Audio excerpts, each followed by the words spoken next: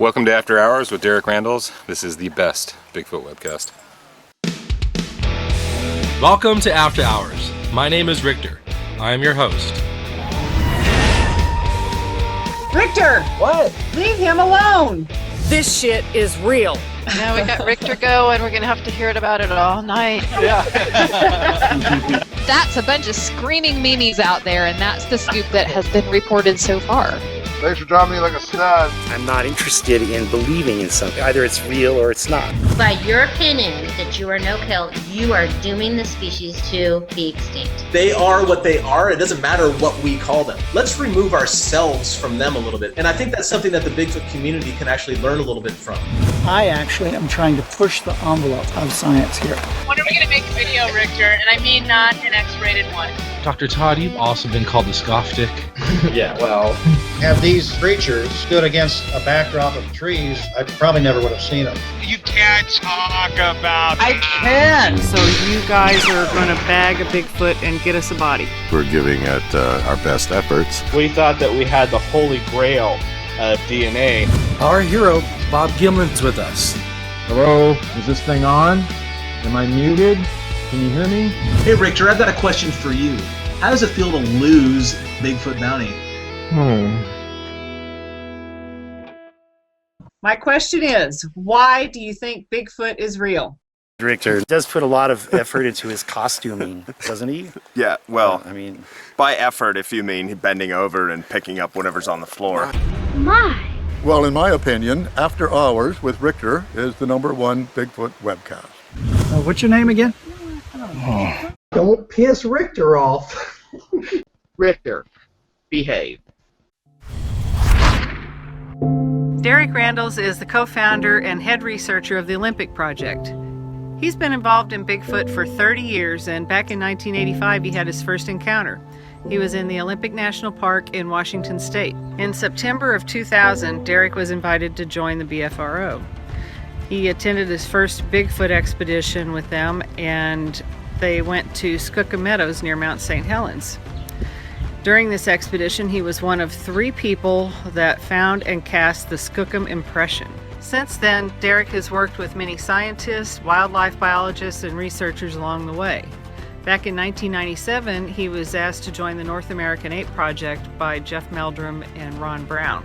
The Olympic Project hosts public expeditions. They share their research at summits, not social media. Derek says, we try very hard to keep it real. Almost all things that go bump in the night are not Sasquatch. I also put my family way before Bigfoot. You have to keep the research in perspective. Don't let it consume you.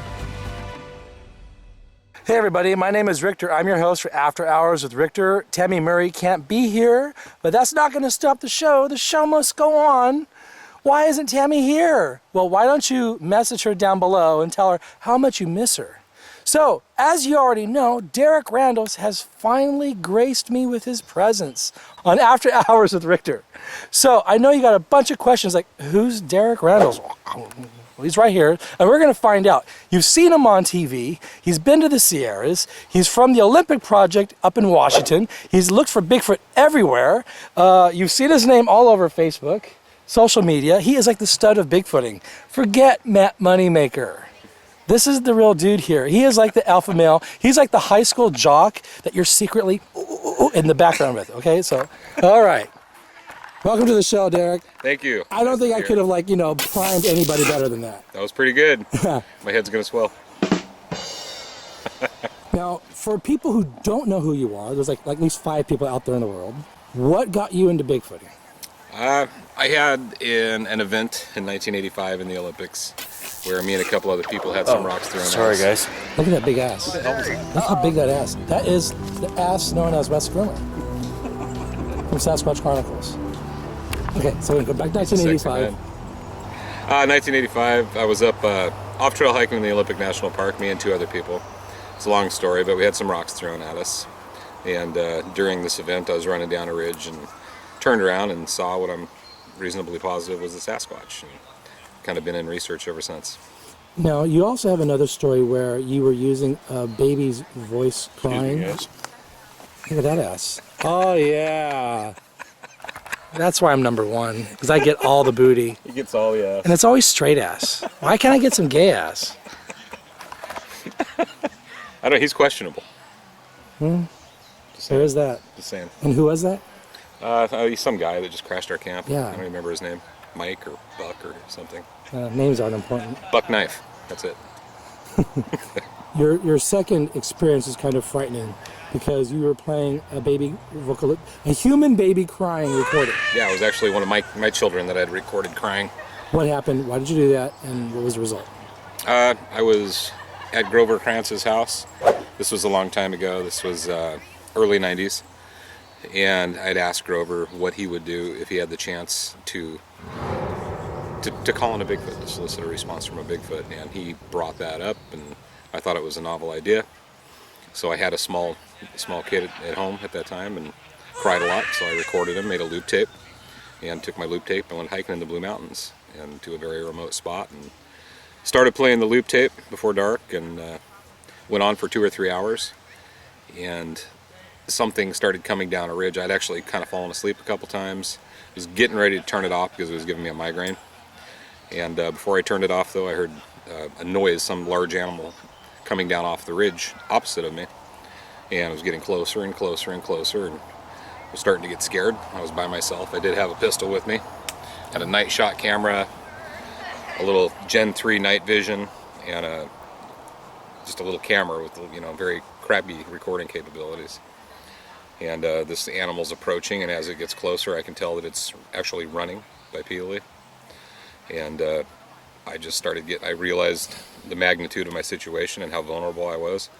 There was a small creek between me and where the sound was coming from with a brush line. And it was probably about 40 feet away. And as this animal approached the brush line, it just sounded huge. I could almost feel it in the ground. And I shut the tape off. I lost my nerve. And you didn't see it? I didn't see it, but it stood there and breathed. You could hear it very breathing. Raspy, very out of breath. And at that moment right there, I was pretty much done with research. I wanted to pack my shit and get out of there. Can you try and give us a representation of what it sounded like? It was raspy. It almost sounded like it was congested. And it sounded like it was on 2 feet. I guarantee. Yeah. No, I don't guarantee. It absolutely sounded like it was on 2 feet, just like a big person running at you through the woods. Now, you're also a hunter. Yeah. You've hunted deer. My whole life. Bear. Mm-hmm. So you know what you're hearing when you're out there in the woods. Mm-hmm. You're not new to this. And I've been bluff charged by a bear 3 times in my life. Okay. It just didn't sound like that to me. It sounded, I wouldn't bet my life on it, but it sounded like it was bipedal for sure, and very, very heavy. No vocalizations, didn't scream. Not one time during this episode did it make any audible vocalizations. But it did stand there 40 feet from me on the other side of this creek with brush in our way, breathing until it caught its breath. And then it just went dead silent. And like I said, I was done at that point. I just wanted out. But it was middle of the night, wasn't going anywhere. Right.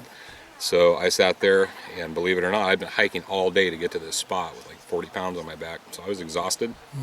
And I finally got to a certain point where I drifted off to sleep. You were by yourself? Yes. But the first experience in 1985, you weren't by yourself? I was not by myself. Which was more frightening?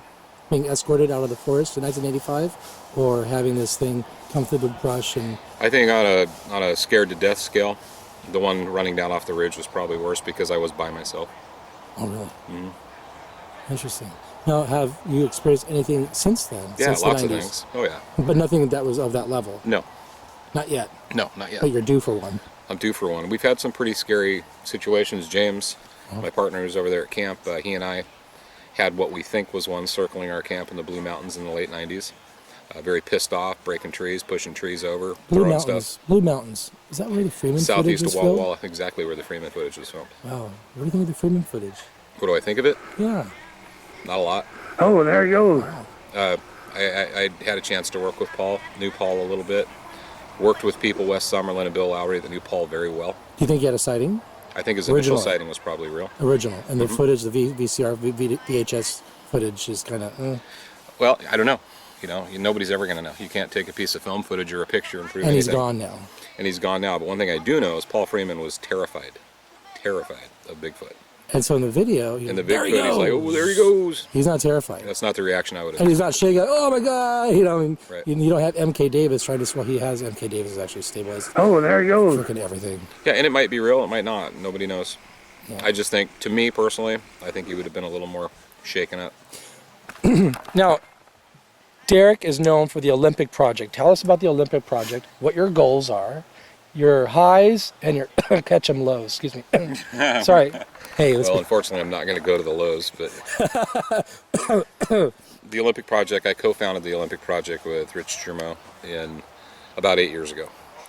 And it started out as pretty much just a game camera program. We wanted to target predatory travel routes, ridge lines. Pause. You said it was originally a game camera program. Uh-huh. So the Bluff Creek Project is like in the infancy stage because they're. Yeah, but the Bluff Creek Project does really good work. I'm pissing on them because Yeah. I can because you're Jamie Wayne and Steven Streufert. I don't piss on anybody though, Rick. You know? I do. And I'm playing, you dumb motherfuckers. Can't you take a fucking joke?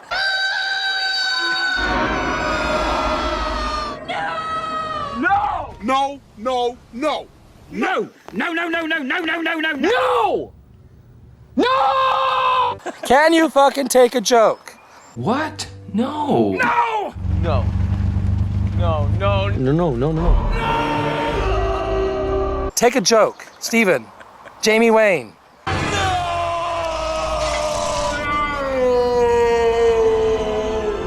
I'm just joking. I'm not the Kelly Shaw from Rocky Sasquatch organization. I actually No, seriousness, no. So you start off as a game cam. started out as it was just an we've got a effort. party crasher. This is Wyatt. This is your boy. It's my boy. He's 6 years old. He's very tall for Don't hit me. 6. I'm not 6. 7. 12. 12. Hey, Wyatt. What? You mind if I film? No. Okay. No. Oh, Hey, Wyatt, do you think Bigfoot's real? I'm sure. Yes. Really? Yes. Why? Because I believe my dad. Aw, Gotta like that. that's a good answer. Yeah. Do you go hunting? Yes. Yeah? What's the biggest thing you've shot? Probably not a duck. Probably a woodpecker. Hey, it's a start. This is No news one to me, takes by the down way. game elephants the first time they go out. Wyatt had an opportunity at a beautiful buck last year, but didn't move ran. quite fast enough. No, it ran. Almost got it. Oh, yeah? He ran away from me. I was sleeping. Do you eat your meat? All of it. Oh, yeah? Yeah. Right on. That's actually our family. All the meat we eat is unless we're camping and we buy something, but we eat deer, usually 3 or 4 deer a year. Oh, wow. And then halibut, sea bass, lingcod. You must have quite the We freezer. try to harvest our own food. Now, who guts the animals? Does Tori, your wife, do it? No, that'd be me. Oh, wow. She does provide though. She got a beautiful buck. Oh, wow. Almost got another one last year. She Yeah. does really good. Wow. Right on. Yeah. You have 5 kids. Yes. Wow. Wyatt's my youngest. All the rest are grown and gone. So- Rich Germeau actually had the idea of placing a whole bunch of cameras in very remote areas, mostly ridge lines when we started. And so we were very aggressive. We had over 50 cameras at one time placed throughout the Olympics. And Wally Hersom, that's it? All right. Wally Hersom made us a deal that he would buy us all the equipment that we would utilize in the field. And so we took him up on it. We got a group of people together and we started putting these cameras out and doing camera traps, and with some limited success, and had a blast. But in the last 5 years or so, it's turned into something quite different. Now, Derek has done something that's been a major issue with me in regards to game cams, and he did something wonderful. Hide the cameras. Try not to make your game cam look like it's a part of a human technology that these things are going to see and avoid. He hides the game cams. Yeah, now we didn't always hide them, actually. Well, you learn. In the beginning, it was a learn. big learning curve. Of course. And so they were kind of out in the open on trees in the beginning, and then we got crazy enough to where we were actually building molds to put the cameras in that looked like tree bark. And we still don't have a perfect money shot or anything like that, Right, but it's a still- blast. but it's so much fun. It's in your favor. Yeah, yeah. It's not something sticking out like a sore thumb. Right. The difference now is, back in the day, we had 50 to 60 cameras out. Today, we probably have about 13 out, Yeah. because that's not the emphasis of the research that we do now. Right. So, in the last 5 years, we've gone and handpicked a whole bunch of different people Everybody from Bender Nagel to Tom Baker to David Ellis to just there's a bunch of people, John Pickering. My favorite researchers that have always been my favorite researchers, biologists and scientists, we've invited to come into the group. And so now we're trying to study probable habitat. We've got a huge, David's department in vocal analyzation is really taken on a life of its own. Tom Baker with his data analysis has really taken on its own. I'm still just the guy in the woods messing with cameras and looking for tracks. That's all I care to do. But it's really kind of a well-rounded group now, and we're learning a lot of stuff. We're learning a lot of stuff. Now you've also taken quite a few celebrities out. Yeah. A guy quite from, a couple. Well, Ancient Aliens. Yeah, Saget and some different people. And what's their take on everything? They're celebrities. Oh. Yeah, they're nice people. Right. But Giorgio Tsoukalos is a nice guy. He's a celebrity, you know, and he probably doesn't give two shits about Bigfoot. Oh, really? You can tell when someone's into it and when they're... Well, he's an alien guy. You know, he's very passionate about that, and he's very intelligent. Yeah, yeah. Sit down and talk with that guy in person, it just kind of blows your mind. He's very smart. Bob Saget was just there to be there, you know. And we really haven't taken out a bunch of celebrities. We've done some different documentaries and whatnot. If you were to have some kind of a DNA find that needs to be tested, who would you be sending it to? Right now, I don't have any idea, honestly. Really? You know, Todd Dissatel, I've met him, don't know him well.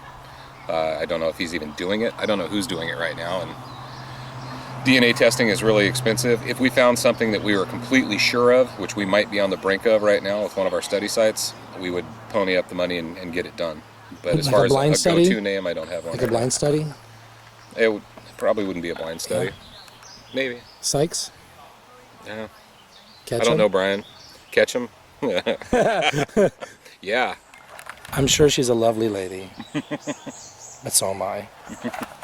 Yeah, but if you do get viable DNA, what is it? I mean, there's nothing to compare it to.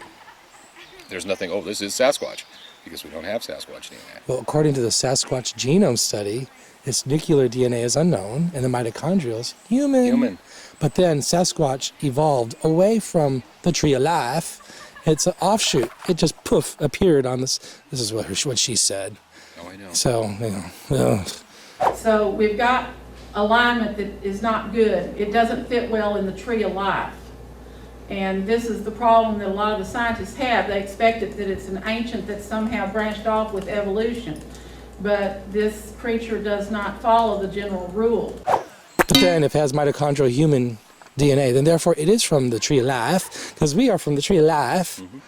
So there's a contradiction there in her own... True. And I'm not even a scientist. I'm not a biologist or anything. And for a normal guy like me to, you know, that can think, it's just, if it walks like a duck, it quacks like a duck. It's not an octopus, you know? Ugh. Well, one of the things with the Olympic project, I think what we're doing now is we've got about 2 or 3 different study sites. One which is I'll be presenting on today. What we do is we take every possibility of what could be doing it, and we eliminate that. You start with that. Yeah. You start with that. Is it a bear? If it wasn't a bear, why isn't it a bear? Is it a deer? If it's not a deer, why isn't it a deer? You rule out every possible thing first. Everything out before you even go down the corridor of its possible Sasquatch. I was telling Ed Brown that the other day when he was up at SOA, because everything's a Bigfoot. And I'm like, dude, are you sure? You know, come on, you got to rule everything out.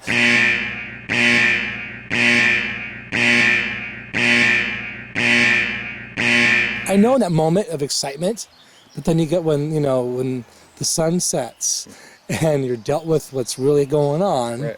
You know, when the fanfare dies down, you know, and the crowd leaves, then think, what was that, you know? And everybody's different, but in my opinion, it's almost never a Bigfoot. You know, does Bigfoot activity happen? Obviously, I think it does. But there's so many people that say there's Bigfoot everywhere. Oh, I don't believe that.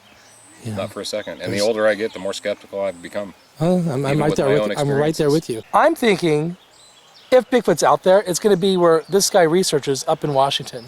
Because I've been up in Washington. I've gone Bigfooting in Washington. I've heard screams near the lava beds by Mount Adams that were amazing. I've even seen a footprint, a human-shaped footprint, out in the middle of nowhere in dry mud. Amazing. So there's stuff going on out there, people. We just need the evidence to back up the claims. And that's what they're doing. They're not saying, Derek's not sitting here saying, you better take my word for it. Nope. You know, well, he's going to pony up. And I have faith in him. And, you know, when it comes to Bigfoot, I don't think you should believe in Bigfoot. You should be a seeker of truth. I used to believe in Bigfoot. Now, I just want to know the truth. If it's real, great. If it's all a hoax, fine. I'm okay with that. I don't think it's all a hoax. You know, there's what's the saying? There's an ounce of truth with a gallon of bullshit. And it's going to take people like Derek and the Olympic Project and some of the fucktwats at the Bluff Creek Project to, you know, shovel out the shit to get to the treasure that's buried deep below. For the record, though, the Bluff Creek Project is doing fantastic work. They really are. I'm playing. Bluff Creek Project, they're going to be so mad. Well, they've got some great pictures. Oh, they're going to be so mad at this. I'm playing, guys. Lighten the fuck up. Ah! For fuck's sakes, I fucking had enough! God fucking damn it! Ah! Ah! Ah! God. They can't. No, they can't. No, this is an attack.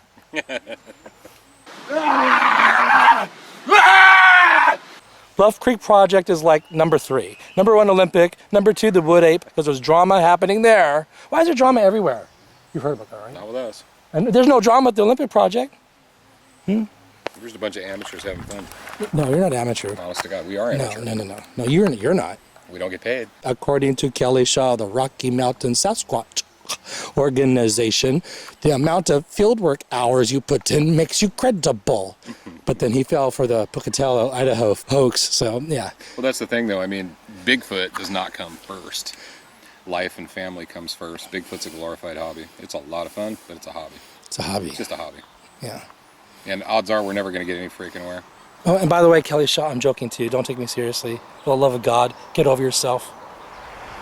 I'm here to talk about some issues with the Bigfoot community. I see a big cancer inside of the community. I really don't like to talk about anything that's negative, but this is something that needs to be addressed. This is kind of like making the public aware about Rick Dyer's hoax, Todd Stanzing's hoaxes, so on. Ed Waterman, we finally got him to leave the community and quit hoaxing.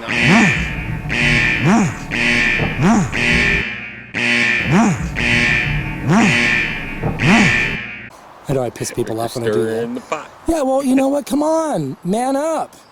You know, it's probably going to be somebody that's just out for a walk or riding their horse that comes upon the greatest find. Well, most Bigfoot encounters happen when you're camping or you're completely unexpecting anything to happen. Right. You go look and your odds are...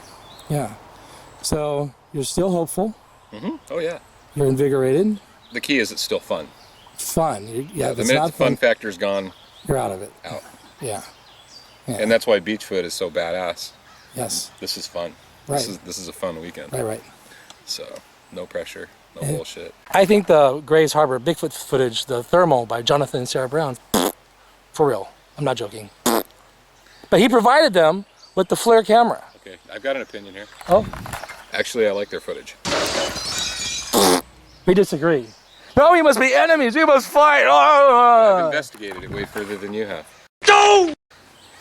And I've had our problem. I've had my problems with them, and they've had their problems with me. But I think there's at least a good possibility that is real. And I think it's a good possibility that they're attention whores like me.